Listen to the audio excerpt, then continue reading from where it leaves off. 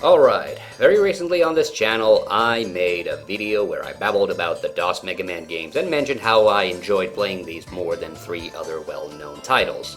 Now, I mentioned Mega Man and Bass, but to be clear, that was not me saying that I think the game's bad. I just don't like it very much, but that doesn't mean I think it's unplayable or anything. Mega Man 10 is my least favorite mainline Mega Man game and a soulless cash-in on the popular reception of Mega Man 9. It's an uncreative, beige blob of a Mega Man game, and that's why I dislike it.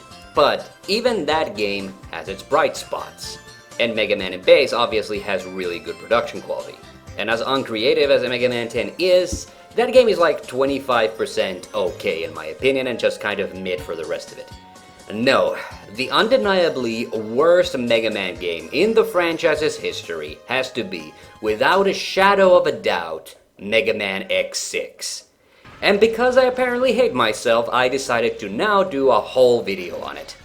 Oh god, why did I decide to do this? Okay, an important note here for full disclosure right off the bat. I did not obviously beat this game for the video, though I did beat the 8 Maverick stages, much to my own surprise. A few years ago, I did try to do a cheat run where I got the best armor, and even then I ended up giving up, and honestly, I think that is a pretty good metric. Even when you have all the advantages going into the game, this game is so bad that I didn't feel like finishing it. Also, on the run I made for this video, I never got the armor parts anyway, so that's why I couldn't even get past the first fortress stage, so that's why I'm not covering them. So, a few points of interest. Mega Man X6 is the first X-Series game not to be headed by Keiji Inafune. It was the last of the 2D X games to be on the PlayStation 1, and it basically was never intended to be made. Mega Man X5's ending was meant to lead straight into Inafune's pet project, Mega Man Zero. But Capcom will always Capcom a sequel out of their ass, regardless of whether a game needs it or not.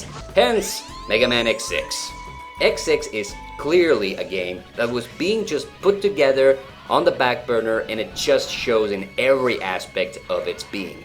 From the nonsensical choices they made with the controls, to the bland, unmemorable soundtrack, to the inconsistent art direction, to the frustrating level design, to the spelling errors in the game's translation. Whew, strap in. The intro stage is pretty middle of the road, but it does showcase the weird art direction. In the prior games, X4 and X5, I never really had issues with telling where the edges of platforms were. But here, they seem weirdly off. You'll notice other weird things, like how X will air dash if you double tap the jump button. This will get old very, very quickly. We start off with Commander Yammark's level, which is one of the only 2 normal Maverick levels in this game, but that doesn't actually make it good, because it introduces us to one of this game's most frustrating features: enemies that constantly respawn. And I mean constantly. Now, I'm really referring to the nightmares, which are these tentacled guys who float through walls, but in this level, it's also these annoying mantis things. I mean, X3 is another game in the series notorious for constant enemy respawning, but there you at least had to scroll their spawn point off screen for that to happen. Here, you literally watch them respawn. The nightmares will at least stop if you pick up the little black ball they leave behind. Sometimes. But it introduces us to the frustration of how killing enemies feels almost pointless in this game when they just keep coming back. Also, nightmares will kill off Reploids in the level if you don't rescue them fast enough. Now, not gonna lie, I'm kinda tempted to just leave them to their fate. But in this game, the enemies are extremely stingy with the health power-ups, so saving Reploids is honestly the easiest way to get more health. Overall, this level is probably the least frustrating, and Yammark is a ridiculously easy boss to fight. But now it's off to the races with Scaravich. Listen to this music.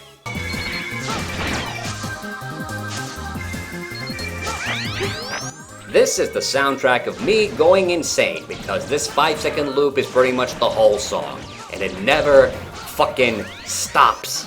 Scaravich's level also randomizes slightly each time, so it's kind of frustrating because you never really know where the platforms are gonna be. And especially in the sections where you're climbing, the nightmares can just glide through walls to hit you. They can even shoot through the walls, and you can't, because that's a thing they introduced in X5, which this game is just clearly built on top of. I also hate fighting these damn totem pole things, because I keep accidentally tapping the jump button, constantly running into them. Eventually I realized that Yammark's weapon gives you some added protection against the nightmares and these brown blocks, and this makes the level slightly more bearable. By the way, you have to play through it twice. No, I'm not kidding. First time though, you have to fight Zero to get him to rejoin you. I honestly feel like tearing my hair out every time this happens. This fucking music keeps blaring in the background, literal shit is coming at you from every direction. I wanna blow my brains out. And no, I'm not just saying that as a joke. Scaravich is literally a dung beetle. At least he's easy to fight. Blizzard Wolfang's level is a total joke too. Like, where are these ice chunks coming from? Half the time it feels like this game isn't properly finished with shit like this. You also can't wall jump in this level, because of course you can't. You might be wondering why I'm playing as Zero, since I made it clear in my X-Series overview video how I don't like playing as him in these later X games because he primarily uses the saber. Well, because weirdly, Wolfang's weak to his blaster. I'm not joking, this is the easiest boss fight in the game. As Zero, all you have to do is just stand in place and shoot. This is all very much offset by the Turtloid level though. Turtloid's level has acid rain coming down, which keeps draining your health. It only stops if you destroy these pole thingies after you take out the sensors around the level. And this level highlights a more general problem with the game, which is that because of all the bad enemy placement, bad controls, and confusing visual look, you get easily confused. I, for instance, didn't notice this last sensor here and kept backtracking until the respawning enemies killed me. Like, when the game's already bad and your senses are overloaded with bullshit, your concentration really starts to slip badly. Oh yeah, and the Turtloid fight also sucks. Blasting his jewels is necessary to do damage to him, but it takes forever to do. He's so humongous it's hard to dodge him even though he's a literal turtle. And the weapon he's weak against drains so quickly that it's too easy to waste by accident. Here, the only saving grace is that this is a PlayStation 1 X game, which means that your weapon energy resets with every death. So you will get another shot, but holy hell. This is right up there as one of my least favorite boss fights from any Mega Man game. Metal Shark Player's level is a crusher coming down where you really have to remember to duck at the right times. The art direction's real balls here too, because you can't always tell easily what parts are part of the crusher, and the nightmares are super frustrating since their balls sometimes get stuck inside the walls. The main issue I take with this whole level though is just that your progress is constantly halted by the ceilings coming down. This doesn't feel like a Mega Man level anymore.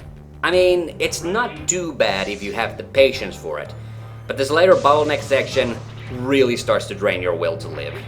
Oh, and you also have a bullshit mini-boss fight immediately before the main boss fight, though thankfully there is also a checkpoint directly before it. Sheldon's level is the only other relatively normal level in the game, and it's like really short. Honestly, it feels less like an actual level and more like the rough outline of a level. I'm honestly a bit stunned this made it into the finished game at this state.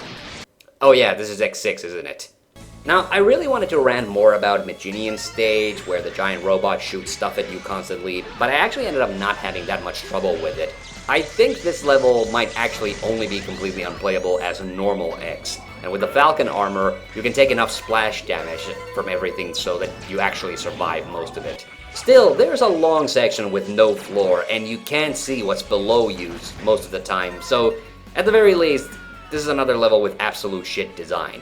I actually had more difficulty against the boss because he wasn't weak to the weapon I thought he was. I ended up killing him with Yammark's fully loaded weapon instead, and even that was a close shave. Now, you might have noticed that I actually skipped Heatnix's level, since you're supposed to go there directly after Scaravich. I think I'll just show clips of this to make my point.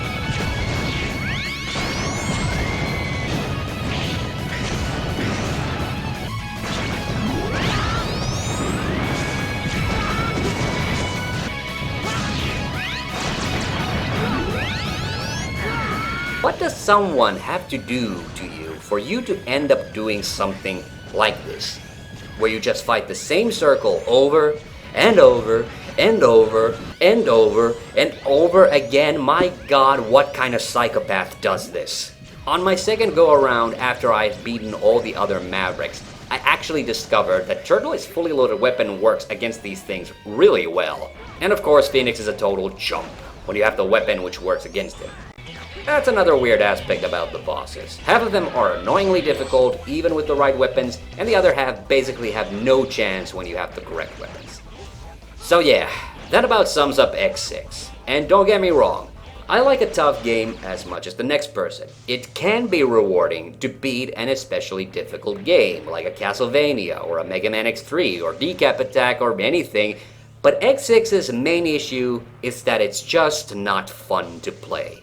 The game is already so damned half-assed that beating it often feels like you just found an exploit where you don't have to put up with the game's nonsense. But did you really enjoy yourself if the best thing you can say is, well, I'm glad I don't have to do that again? So tell me, what do you think of X6? Leave that in the comments. I'm TheHande Mijinion. See you on the next one.